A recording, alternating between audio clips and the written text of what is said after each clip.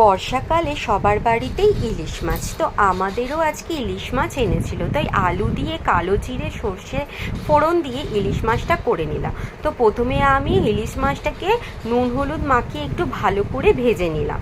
ভাজা হয়ে যাবার পরে ওই তেলেতেই কালো জিরে কাঁচা লঙ্কা ফোড়ন দিয়ে আলুগুলোকে একটু লাল লাল করে ভেজে নিলাম। আলুগুলো যতক্ষণ লাল লাল করে ভাজা হচ্ছে ততক্ষণ আমি শিল নোড়ায় কী করলাম, কালো সর্ষেটা একটু ভালো করে বেটে নিলাম। দেখো এদিকে লাল লাল করে ভাজা হচ্ছে, এদিকেও আমার কি হয়েছে, কালো সর্ষেটা বাটা হয়েছে।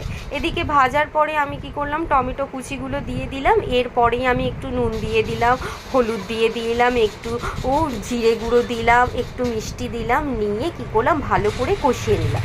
যখন ভালো করে কষানো হয়ে গেল তখন আমি সর্ষে বাটাটা দিলাম। সর্ষে বাটাটা দেবার পর কিন্তু খুব বেশি নাড়াচাড়া করা যাবে না, তাহলে তেতো হয়ে যাবে। নিয়ে জল দিয়ে ভালো করে কি করলাম, আমি আলুগুলো সেদ্ধ করে নিলাম। নিয়ে ভাজা ইলিশ মাছটা দিয়ে যখন সুন্দরভাবে ফুটে এলো তখন কি করলাম, আমি নামিয়ে নিলাম। তো ঝট করে তোমরাও বানিয়ে নাও আর গরম গরম ভাতের সাথে আজকে খেয়ে নাও। টাটা।